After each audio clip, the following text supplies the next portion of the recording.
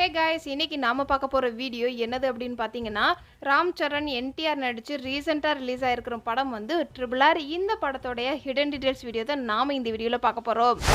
இந்த படத்தை ஸ்டார்ட் பண்ணும்போதே ஸ்டோரின்னு சப்ஹெட்டிங் போடுவாங்க. அதில் மல்லின்னு ஒரு வாய்ஸ் வந்து வரும். அதுலேயே இந்த படம் ஃபுல்லாமே மல்லிங்கிற கேரக்டர் வச்சு தான் படம் நகரப்போகுதுன்னு சொல்லியிருப்பாங்க.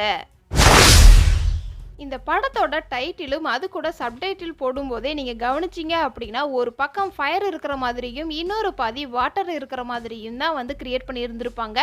ஃபயர் வாட்டர் இந்த ரெண்டுமே படம் ஃபுல்லாமே வர்ற மாதிரி காமிச்சிருப்பாங்க. இந்த படத்தில் ஃபயர்னா ராம் சரணையும் வாட்டர்னா என்டிஆரையும் குறிக்கிற மாதிரி காட்டியிருந்திருப்பாங்க. இதை ரெண்டையுமே மையமாக வச்சு தான் இவங்க ரெண்டு பேத்துக்கான ஏகப்பட்ட சீன்ஸ் வந்து கிரியேட் பண்ணியிருந்திருப்பாங்க. ராம் சரண்னா ஃபயர்னு சொல்லியிருந்திருப்பாங்க. அதுக்கான ரெஃபரன்ஸ் எங்கெங்க காமிச்சிருப்பாங்க அப்படின்னா, சப்டைட்டில் ஃபயர் அப்படின்னு போடும்போதே ராம் சரணுடைய இன்ட்ரோ தான் வந்து காமிச்சிருப்பாங்க. அப்போ அந்த இன்ட்ரோ சீனில் நீங்கள் கவனித்து பார்த்தீங்க அப்படின்னா, அந்த சீனில் நல்லா வெயில் இருக்கிற மாதிரி காட்டியிருந்திருப்பாங்க.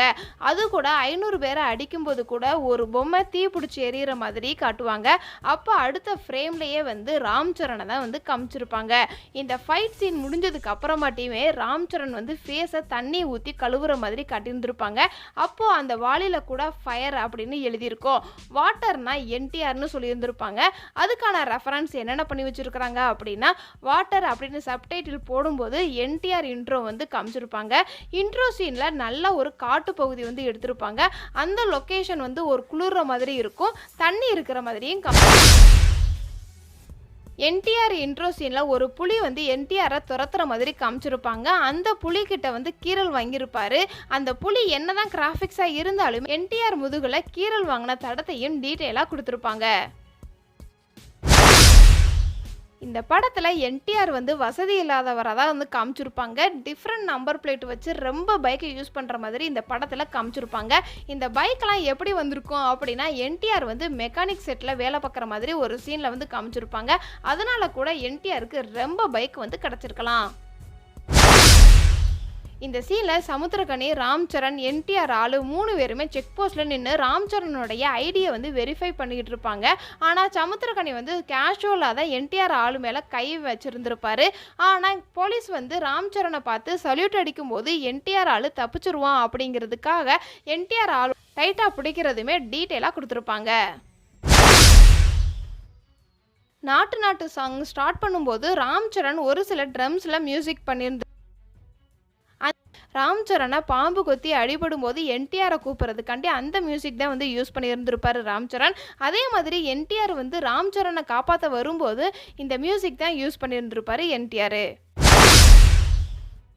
ராம் சரண் முள் சாட்டையை வச்சு என்டிஆரை அடிக்கிற மாதிரி சீன் இருக்கும். அப்போதைக்கு மக்களுடைய ரியாக்ஷனை கவனித்து பார்த்தீங்க அப்படின்னா, ஒவ்வொரு அடிக்குமே ஷாக் ஆகிற மாதிரி காட்டியிருந்திருப்பாங்க. இந்த படத்தில் பிரிட்டிஷ் லேடியை பார்த்தீங்க அப்படின்னா, அவங்க தான் இந்த டாட்டு மேலே ஆசைப்பட்டு அந்த குழந்தையை கடத்திட்டு போகிற மாதிரி காட்டியிருப்பாங்க. சொல்லப்போனால் வலுக்கட்டாயமாக இழுத்துட்டு போயிருப்பாங்க. அதனாலேயே ஒரு சில ரெஃபரன்ஸ் எல்லாம் வச்சுருந்துருப்பாங்க. பிரிட்டிஷ் லேடியை ஃபஸ்ட்டு டைம் காட்டும்போதே பார்த்தீங்க அப்படின்னா, அந்த டாட்டுவை தான் காட்டி அந்த லேடியை வந்து காட்டுவாங்க. அவங்க கடைசியாக அந்த கையில் இருக்கிற டாட்டு மேலே பிளட்டு வடிஞ்சுக்கிட்டு இருக்கிற மாதிரி காட்டுவாங்க. அதுக்கப்புறம் தான் அந்த லேடியவே காட்டுவாங்க. அது மட்டும் இல்லாமல் ஜூனியர் என்டிஆரை வந்து ராம் சரண் சாதாரண சாட்டையை வச்சு அடிச்சுக்கிட்டு இருப்பார்.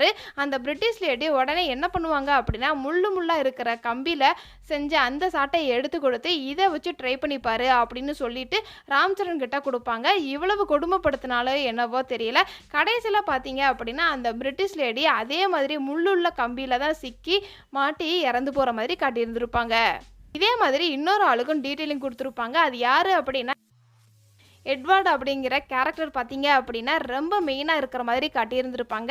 அந்த நிஜாம் ஆளுங்க வந்து தூது மாதிரி ஒரு ஆள் வந்து வந்துடும். அவர் என்ன சொல்லியிருப்பாரு அப்படின்னா, அந்த கோந்து மக்கள்கிட்ட இருந்த கடத்திட்டு வந்த அந்த பிள்ளையை கொடுங்க அப்படின்னு பேசி பார்ப்பாரு. அப்படி நீங்கள் கொடுக்கல அப்படின்னா ஒரு காப்பா மாதிரி ஒருத்தன் வருவான் அப்படின்னு பேசியிருக்கும் போது எட்வர்ட் என்ன சொல்லியிருப்பாரு அப்படின்னா, அதுக்கு அவன் நம்மளை வந்து தாக்குவாங்களா, இவ்வளவு பெரிய சாம்ராஜ்யத்தை எப்படி அவங்களால சரிக்க முடியும் அப்படின்னு ஒரு கேலியா பேசியிருந்திருப்பார். கடைசியில பார்த்தீங்க அப்படின்னா, அவர் அந்த ஈட்டி அந்த மாதிரி ஒரு விஷயத்த வச்சு தான் வந்து இறந்து போற மாதிரி காட்டியிருந்திருப்பாங்க. எத வச்சு இவங்க 2 பேருமே பேசுனாங்களோ, அத வச்சு தான் அவங்க 2 பேருமே இறந்து போற மாதிரி காட்டியிருந்திருப்பாங்க.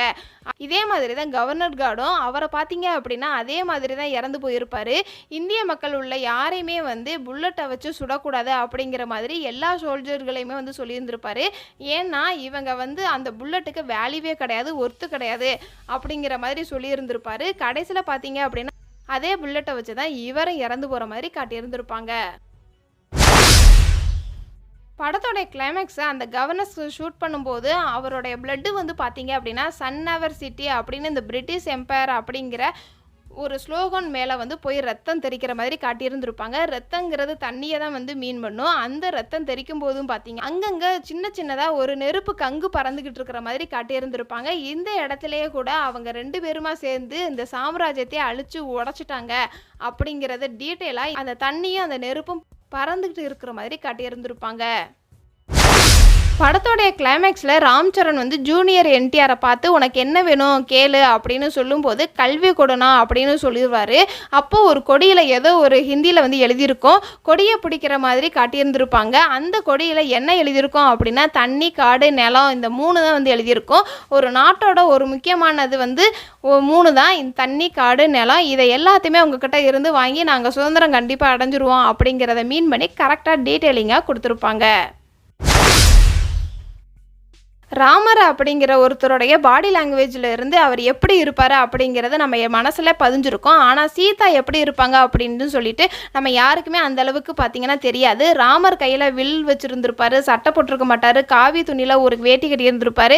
இப்படி தான் வந்து ராமர் வந்து இருப்பார் அப்படிங்கிற விஷயம் எல்லாருடைய மனசுலையுமே வந்து பதிஞ்சு ஒரு விஷயம். ஆனால் சீதா வந்து எந்த கலரில் ட்ரெஸ்ஸு போடுவாங்க அப்படிங்கிறது அந்தளவுக்கு யார் மனசுலையுமே வந்து பதிஞ்சிருக்காது. ஆனால் நீங்கள் வந்து சீதாவுடைய சிலையை பார்த்துருந்தாலும் சரி, இல்லை ஃபோட்டோவில் பார்த்துருந்தாலும் சரி, ஆரஞ்சு கலரில் பார்த்தீங்க அப்படின்னா சீதா அதிகமாக யூஸ் பண்ணுற இதுலேருந்து என்ன தெரிய வருது அப்படின்னா புராணத்துக்கு அக்யூரேட்டாக பார்த்தீங்க அப்படின்னா டேரக்டர் வந்து எடுக்க ட்ரை பண்ணியிருந்திருக்கிறாரு அப்படிங்கிறது தெரியுது.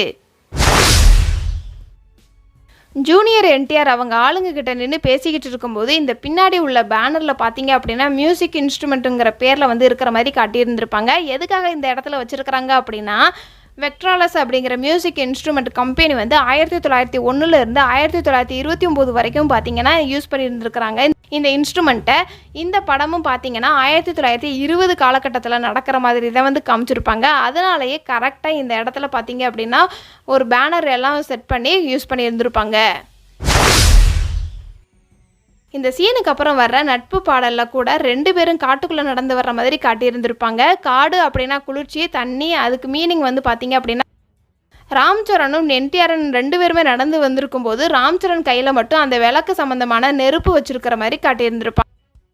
அடுத்ததாக இந்த படத்தில் ராம் சரண் கொஞ்சம் இன்டெலிஜென்ட்டாகவும் ஜூனியர் என்டிஆர் வந்து பார்த்தீங்க அப்படின்னா கொஞ்சம் ஸ்ட்ராங்காகவும் காட்டியிருந்திருப்பாங்க. எந்தெந்த இடத்துல அப்படி பார்த்தீங்க அப்படின்னா கயிறு இழுக்கிற போட்டியில் 2 பேருமே சின்ன பசங்களை வச்சு அந்த இடத்துல பார்த்தீங்க அப்படின்னா ஜூனியர் என்டிஆர் தான் வந்து ஜெயிப்பார். ஆனால் ராம் சரணை விட ஜூனியர் என்டிஆர் வந்து கொஞ்சம் ஸ்ட்ராங்காக இருக்கிற மாதிரி காட்டியிருந்திருப்பாங்க.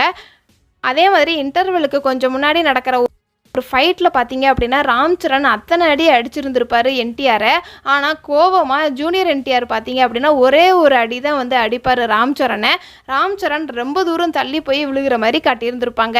இதெல்லாம் எதுக்கு நம்மகிட்ட சொல்கிறாங்க, கிளைமேக்ஸ் சீனுக்கு முன்னாடி ஃபைட்டில் ராம் சரணும் காலில் அடிபட்ட உடனே ஜூனியர் என்டிஆர் தான் தூக்கிட்டு போய் ஃபைட் பண்ணுற மாதிரி இருக்கும். இந்த லாஜிக்கெல்லாம் மிஸ் ஆகிடக்கூடாது அப்படிங்கிறதுக்காக ராம் சரணை விட ஜூனியர் என்டிஆர் கொஞ்சம் ஸ்ட்ராங் அப்படிங்கிற மாதிரியே நம்மக்கிட்ட முன்னாடியே கன்வே பண்ணியிருந்திருப்பாங்க. ராம் சரணை பார்த்தீங்க அப்படின்னா ரொம்ப இன்டெலிஜென்ட்டான இருக்கிற மாதிரி காட்டியிருந்திருப்பாங்க. ஒரு சீனில் கூட ராம் சரண் படிச்சுக்கிட்டே இருந்தவர் அப்படியே பார்த்தீங்கன்னா புக்கெல்லாம் வச்சுட்டு அப்படியே தூங்கிடுவார். இந்த இடத்துல வந்து ஜூனியர் என்டிஆர் பார்த்தீங்க அப்படின்னா ஃபேனை ஆன் பண்ணி விட்டுருவார். இந்த ஒரு காரணம் எதுக்கு சொல்ல வந்திருப்பாங்க அப்படின்னா படத்தோட கிளைமேக்ஸில் கல்வி கொடுனா அப்படின்னு கனெக்ட் ஆகிற மாதிரி காமிச்சிருப்பாங்க. அடுத்ததாக இந்த பிரிட்டிஷ் ஜெனி அப்படிங்கிற கேரக்டர் வந்து என்டிஆர் கிளைமேக்ஸ் சீனில் லவ் வந்துடும் அப்படின்னு சொல்லிட்டு நம்மள்ட்ட முன்னாடியே சொல்ல வந்திருப்பாங்க. எப்படி அப்படின்னா அவங்க பார்ட்டிக்கு கூப்பிட்ற மாதிரி ஒரு சீன் வந்து காமிச்சிருப்பாங்க. அது ராம் சரண் வந்து எப்போ பார்ட்டி நடக்கும் அப்படின்னு என்டிஆரை பார்த்து கேட்குற மாதிரி ஒரு சீன் காமிச்சிருப்பாங்க. அப்போது கரெக்டாக February 14 அப்படின்னு சொல்லுவார். February 14 அப்படின்னா லவ்வர்ஸ் டே அப்படிங்கிறதுனால இவங்க கடைசியில் லவ் பண்ணிவிடுவாங்க அப்படிங்கிறத நம்மள்ட்ட முன்னாடியே கிளியராக சொல்ல வந்திருப்பாங்க.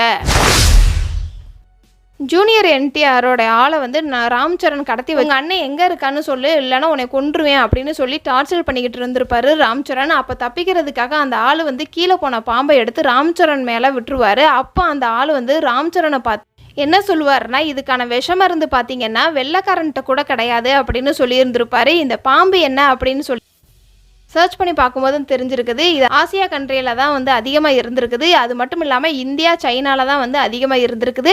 இந்த ஒரு காரணத்தினால தான் வெள்ளைக்காரன்ட்ட கூட மருந்து கிடையாது அப்படின்னு சொல்லிட்டு அவர் கரெக்டாக சொல்கிற மாதிரி டீட்டெயிலோட இந்த சீனை வந்து கிரியேட் பண்ணியிருந்திருப்பாங்க. ஜூனியர் என்டிஆர் வந்து பிரிட்டிஷ் அரண்மனைக்குள்ளே கெத்தா மிருகங்களோட இறங்குற மாதிரி ஒரு சீன் வந்து காட்டியிருப்பாங்க. அந்த இடத்துல மிருகங்கள் எல்லாம் கீழே இறங்குற கொஞ்சம் கூட அசைய மாட்டார். அந்த மிருகம் எல்லாம் அவரை சுற்றி இருக்கும். இது ரொம்பவே பேசிக்காக என்ன அப்படின்னா, நம்ம அசையாமல் இருந்தோம் அப்படின்னா மிருகம் நம்மளை வந்து கண்டுக்கவே. இந்த மெத்தடை ஃபஸ்ட்டு அவர் வந்து இம்ப்ளிமெண்ட் பண்ணியிருந்திருப்பார். ஆனால் அதுக்கப்புறம் தான் வந்து மிருகம் என்டிஆர் பக்கம் திரும்பினதுக்கு அப்புறமாட்டி அவர் கையில் வச்சுருக்கிற தீயை வச்சு அந்த எல்லா விரட்டுற மாதிரி சீன் காமிச்சிருப்பாங்க. அடுத்ததாக ஃப்ளாஷ்பேக் சீனில் வந்து ராம் சரண் சின்ன வயசை பார்த்தீங்க அப்படின்னா அவங்க அப்பாவுக்கு தெரியாமல் கன் எடுத்துகிட்டு போய் திருட்டுத்தனமாக ஷூட் பண்ணி பார்க்குற மாதிரி காமிச்சிருப்பாங்க. அப்போ கூட சீதா வந்து சொல்கிற மாதிரி இருக்கும், ராம் வந்து இங்கேருந்து சுடலை அங்கேருந்து சுட்டான் அப்படிங்கிற மாதிரி சொல்லியிருப்பாங்க.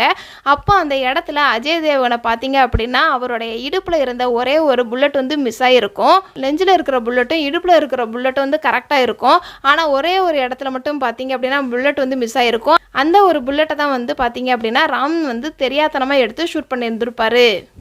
அடுத்ததாக அஜய் தேவ்கன் வந்து தனியாக இவ்வளவு பிரிட்டிஷ் சோல்ஜரை வந்து சண்டை போட முடியாது அப்படின்னு தெரிஞ்ச உடனே தான் மேலே பாம்பை வந்து கட்டிக்கிட்டு போய் தானே செத்து சாவுற மாதிரி ஒரு சீன் வந்து வச்சுருந்துருப்பாங்க. அவருக்கு எப்படி அந்த பாம்பு வந்திருக்கும் அப்படின்னா, அவர் ஒரு மன வேதனையோட வந்து அந்த இடத்துலேருந்து வெறும் குண்டு புல்லட் மட்டும் எடுத்துகிட்டு போகாமல் ஒரு பாக்ஸில் பார்த்தீங்க அப்படின்னா பாம்பு இருக்கிற மாதிரியும் காட்டியிருந்திருப்பாங்க. அவர் புல்லட்டை மட்டும் எடுத்துகிட்டு தப்பிக்கலாம், அந்த இடத்துல வந்து ஒரு பாம்பை எடுத்துகிட்டு தப்பிச்சிருக்கிறாரு.